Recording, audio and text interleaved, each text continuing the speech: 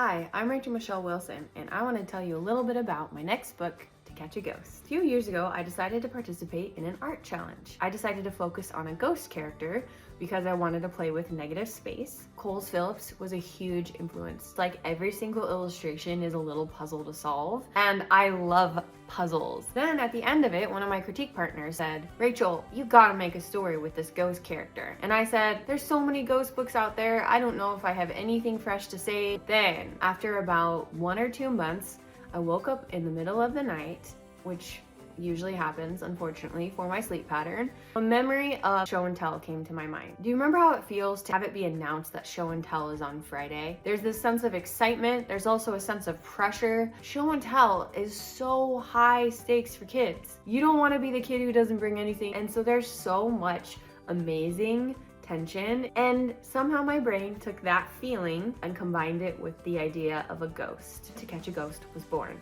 This story is about a little girl who's new at school, and she finds out that show and tell is on Friday and she has nothing to bring. So she decides to catch a ghost. To catch a ghost, she needs to find a ghost, so she goes on an adventure. Her ultimate goal is to build the perfect ghost trap. In order to do that, she needs to understand who the ghost is. The only problem is that as she gets to know the ghost, emotionally, it becomes more complicated the very moment she has to decide whether or not to trap the ghost for show and tell. I knew I needed to make this book when that moral dilemma became very clear to me. Because yes, this book is about fun and adventure, and it's funny and it's got jokes, but also at the heart of it, it's about a little girl who just wants to be loved and accepted, and she is determined to do anything, potentially with a cost for someone else. I really do believe that books are experiences. I want the experience to feel like an adventure, and I also want readers to be able to explore their own thoughts about the moral dilemma at the heart of the story. I made this book with a lot of love, and